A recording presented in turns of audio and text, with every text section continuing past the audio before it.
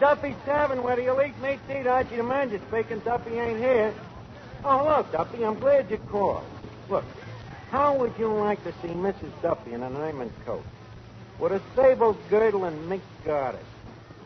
Huh? It'd be a good excuse to set a trap. Well, what I'm talking about is I want to make you rich, Duffy. I want you to take a flyer with me into the seminar industry. Huh? Well, Duffy, there's big dough in it. A guy like you could have a mansion in Beverly Hills, big cars, personal valet so you don't have to soak your own feet. Huh? A swimming pool? You don't have to do with them, Duffy. You could keep water in one and Mrs. Duffy in the other.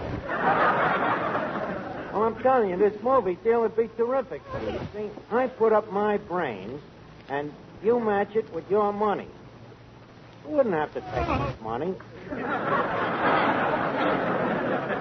Huh? You'll think it over? Okay, Duffy, that's good enough for me. Hey, Eddie, guess what? I just talked Duffy into putting up the dough for me next picture. Oh, that's wonderful. What's the idea to whistle? I didn't want to wake you up. You was having such a beautiful dream that Duffy put up the money. Well, why not? I'm putting up my talent, ain't I? Eddie, you admit I got talent, don't you? Eddie, do you admit it or don't you? You want that question answered man to man or on a labor management basis?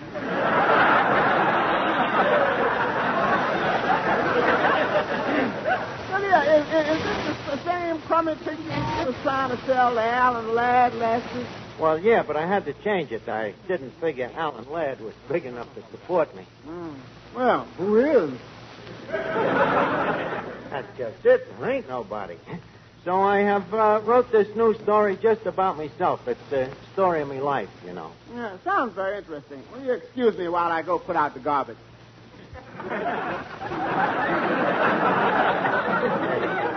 Never mind about the garbage. Ain't you interested in hearing me life story? Well, okay. 6 of one, half dozen of the other. All right. I'll listen. Well, since you insist, here it is. It's a Horatio Alger story. It tells how Archie, the ragged street urchin, went from poverty and rags to become the Archie that he is today. Not much action, is there? You ain't heard it yet. You see, it starts out with me environment. Scene 1 shows me as a baby in me nursery, you know, where I'm laying in me little castanet. So me father, a gay, dashing hod carrier, is bending over me. So I look up at him, and realizing all he has done for me, I start to cry. So he decides to walk the floor with me. So he picks me up, lays me tenderly in his hod, and he waltzes me around the room. That sounds like a great part for Fred Astaire. Astaire could never play it. Me father was strictly a flatfoot waltzer. Well, anyway, suddenly me mother comes home after a hard day at Roseland, see?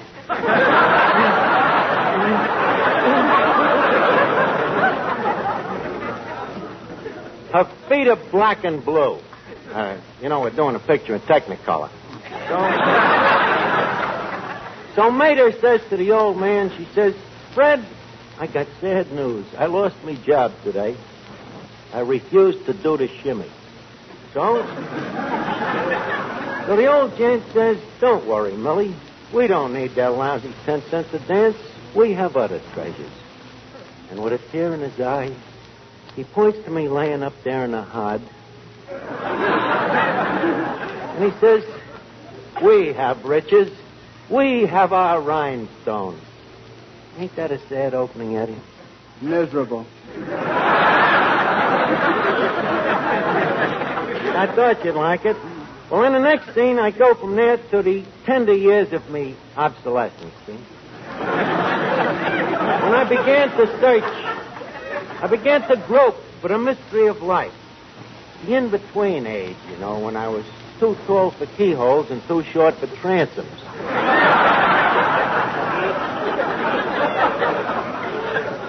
The age of confusion, when I was grasping, when I didn't know where to go. Is it too late for suggestions? To continue, I didn't know which way to go, but suddenly it comes to me. I hear the call of Thespian. Actor's blood pounds at me pulse. Me nostrils get filled by the smell of the grease ball. I have been called. Yeah, put on your shoes, Mother. This is where we came in.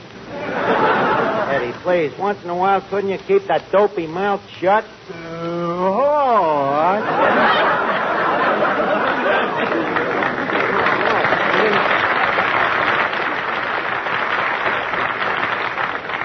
Well, how are you, kid? How's every little thing?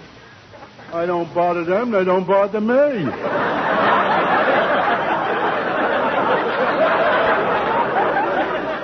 A Mexican standoff, huh?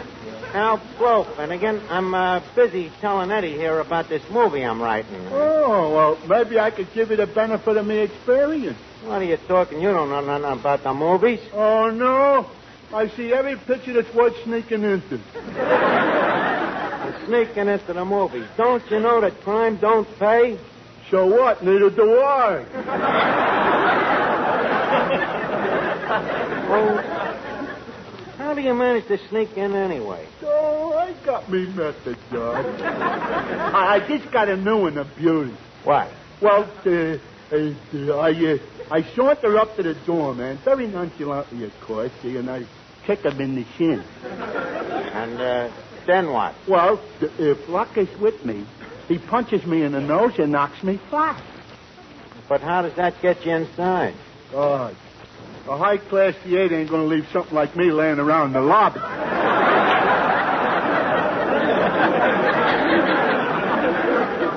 Now, you get a punch in the nose. No wonder your face looks like a double feature. Have you got any other great methods like that? Oh, hundreds to them, Marge. Listen to this one. I go up to the box office and I buy a ticket. I take it into the doorman, and while he's tearing the ticket in half, I run inside and sit down. But that way, you paid to get in. Well, Arch, after all, no method is perfect. Leave us assume that you don't know what you're talking about. What are some of these tricks that you want to tip me off to? Well, for instance, if you need a guy to fall off a cliff, you don't have to have a real guy. You don't, huh? No. You use your dummy. Sorry, Finnegan, no casting today. So that casting, that reminds me, that's another thing, Arch. You gotta watch out who you hire. And take a tip.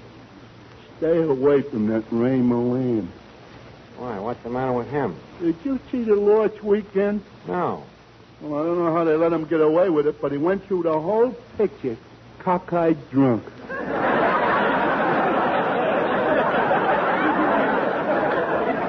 Will you please remind me next Christmas to get you a pencil sharpener with a nice snap brim? Hello? Oh, hello, Duffy. Have you thought over the proposition? Huh? You what? You just read in the paper where me last picture was one of the 10 worst pictures of the year? Yes, but Duffy, did you happen to notice that it was first on the list? Certainly, and this new one will make a fortune. Huh? Well, okay, don't do me no favors. There's plenty of other people that'll put up the dough. But just remember, someday, when you walk along the street and you hear people say, there goes the biggest jerk in town, then maybe you'll think of me. Toss it around, kid. What is it? You don't know how to handle Papa. What do you mean? Well, you got to use psychology with him. Now, when I want to get money out of him, I sit on his lap, put my arm around his neck, and then I kiss him and say, my darling Papa is looking tired tonight. And then he goes to bed, and as soon as he's asleep, I take the money out of his pants. Duffy, I need money, but not bad enough to start necking with your old man. Well, maybe I could do something with him. On what basis? On the basis that if I get him to put up the money, that I get a part in the picture. I take it back. I'll neck with your old man. Now, just a second, Archie. I'm not that hard to look at. You should be standing over here. Archie, in the 3rd Avenue Civilian Defense Beauty Contest they put on last year, who was elected queen? That's right, you were. Miss Wastefats of 1945. Now, look, don't do me no favors. I'll get the money someplace.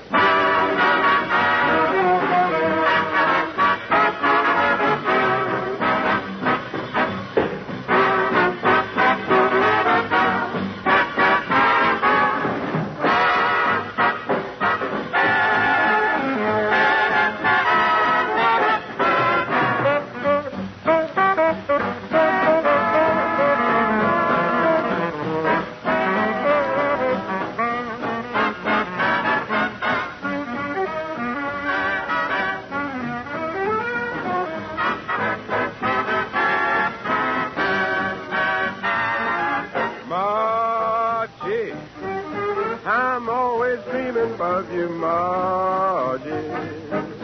I'll tell the world I love you. Don't forget your promise to me. I have bought a home and ring, everything to Margie. You've been my inspiration, days are never blue. After all is said and done, there's only one Margie, Margie, it's you. Margie, Margie, I'm always thinking of you, Margie. I'll tell the world I love you, don't forget your promise to me. I have bought a ring, a nice sweet home and everything. Oh, Margie, hey, Margie, you've been my inspiration. Days are never blue. After all is said and done, baby, there's only one Margie, Margie, it's you.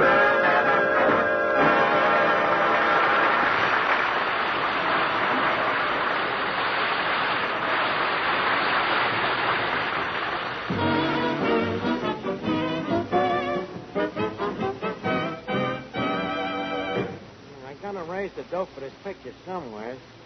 Eddie, give me that phone book. Hey, you got some particular sucker in mind, or is this going to be the straight house-to-house canvas? If you don't mind, I'll just take the phone book, stands without no remarks. Okay. There you are. Let's see here.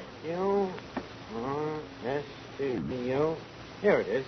Uncle Sam Hog Shop. Hello? Uncle Sam? This is Archie. Archie. Remember the wristwatch with the imitation alligator strap? Yeah. Yeah, well, Uncle, I got a big deal on, and I'm a little short of... Huh? Oh, your money's all tied up in cash, huh? Well, better luck next time. So long, Uncle. Oh, just a second while I got you. Don't forget to brush me blue serge suit.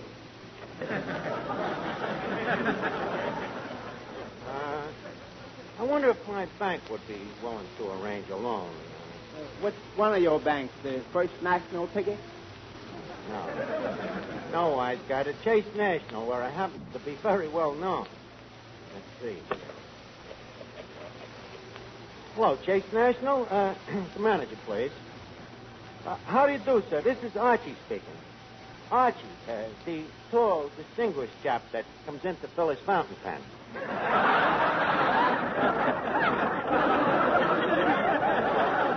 Yes, that's right. Look, my corporation would like to liquidate a short-term fiduciary, and I was wondering if we gave you adequate security. Hello?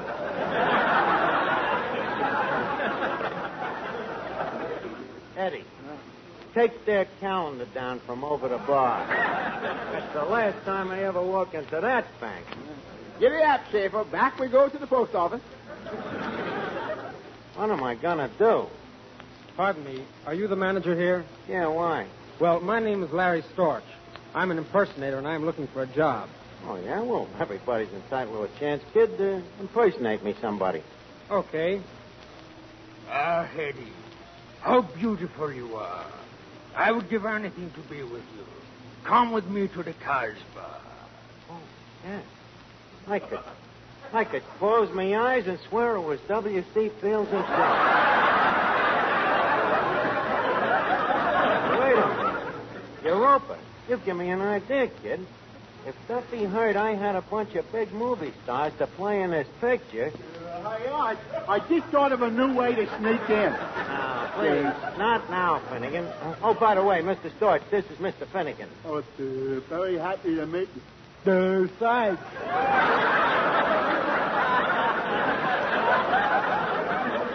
Yeah, this guy talks like a moron.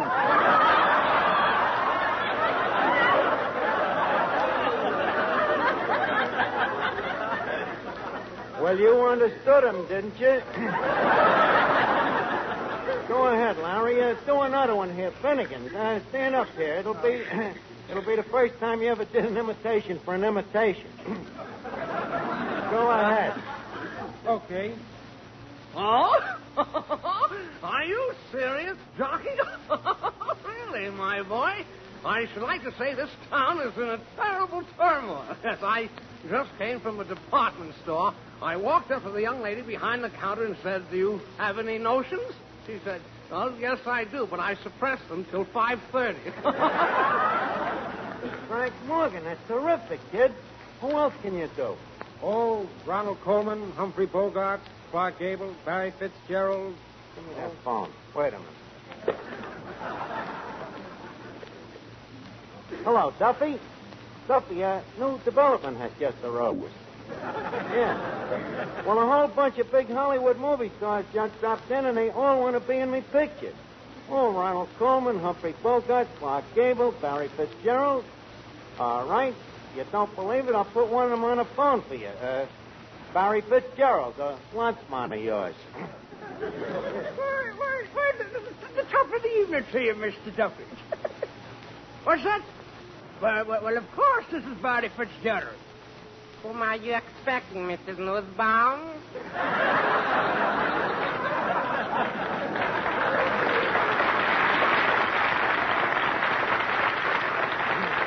Give me that phone, kid. Huh? Well, are you sold, Duffy? You think it's a trick? Okay, I'll convince you. I'll put on a scene with the whole parade of stars right now.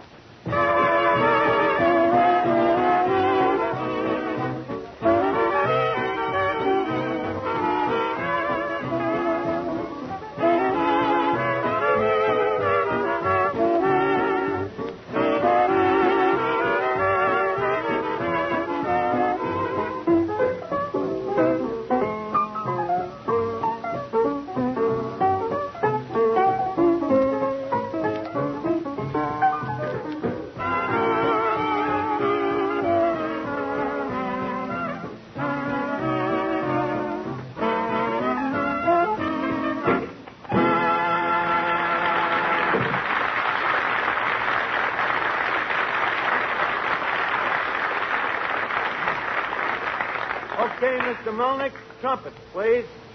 Thank you. Ladies and gentlemen, we now present the preview of that great forthcoming cinema picture, The Life of Archie. This stupendous drama features none other than Humphrey Bogart, Peter Lorre, Ronald Coleman, and Clark Gable. What, Duffy? No dames. You don't realize that in Hollywood, dames are on their way out. Now, the first scene we present tonight takes place in Hollywood, the first day after I arrived here. The scene in me hotel bedroom where I'm laying in bed asleep, dreaming. Dreaming of the experiences that are soon to be mine.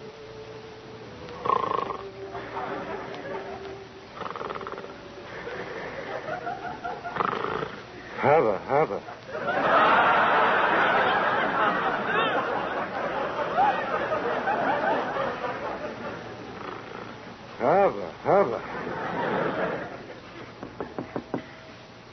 Come in, Lana. Pardon me, sir. Oh. Who are you? My name is Meadows, sir. The studio sent me over to see if there's anything you want. Well, I was just dreaming about... I guess that can wait, though. Glad you got here, Meadows. Here, shine my shoes. Yes, sir. Shall I put some fresh paper in the soles, sir?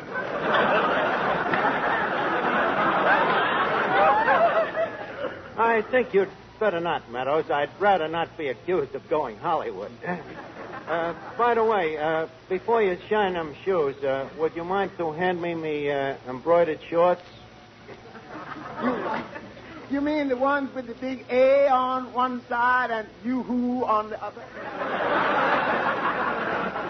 Yes, that's right. What shirt would you wear, sir? What shirt? I'll just keep this one on. I've only had 4 hours sleep. As you wish, sir. Shall I get you a pair of fresh socks? No, thank you. I'll just alternate the ones that I got on.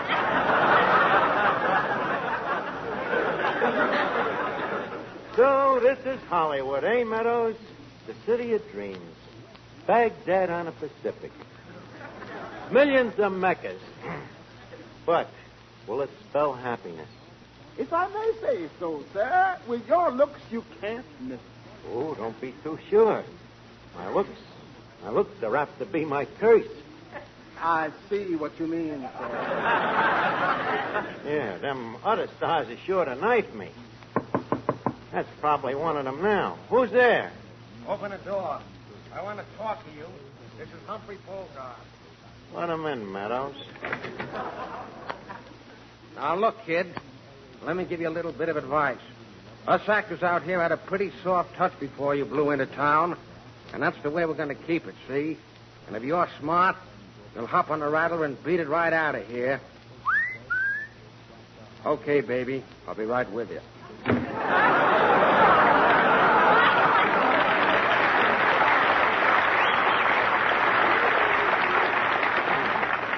That guy. I'd just like to get in a picture with him sometime when he's an Indian and I'm a cowboy. I guess that's another one. Come in. Well, Ronald Coleman. Pip, pip, old man. You just dropped in time for tea and tiffins. Sit down. No, thank you. And if you don't mind, I'll come to the point immediately. I'm warning you, old boy, Hollywood can never become your Shangri-La. Oh, yeah? Says who, sir? Says I, sir. Now you seem to be rather a decent sort, in a crummy way.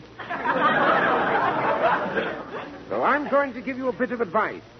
If you will leave here immediately, it will be a far, far better thing you do than you have ever done. I bid you good day, sir.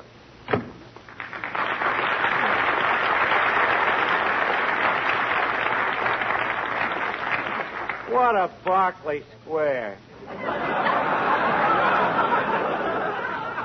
They send $6 million over to England, and him they leave here. Oh, another one. Who is it this time? This is Clark Gable, son. Oh, Big Ears. Open the door and come in sideways. Yeah, now look, son. I want to tell you something. I don't want anybody cutting in on my territory, see? So blow. You stay on your side of the Mississippi, and I'll stay on mine. Now, take my advice, pal, and everything will be Roger. Just a second, Gable. You can't look on me just because you happen to be an ex-tail gunner.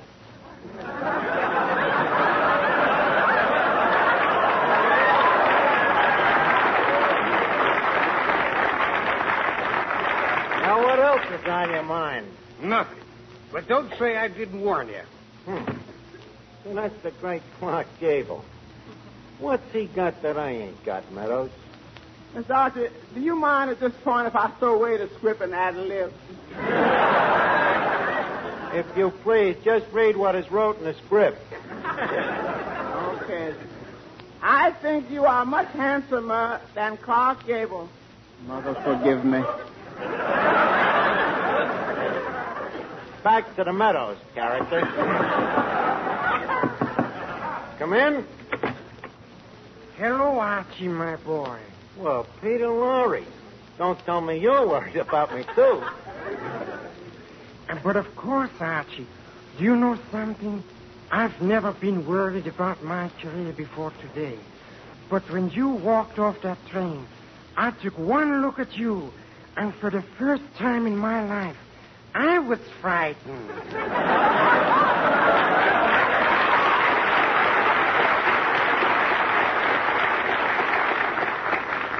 So please, leave Hollywood quietly. Don't make violence necessary. Call me up and tell me your decision, will you? Okay, what hotel are you staying at? The Hollywood Plasma.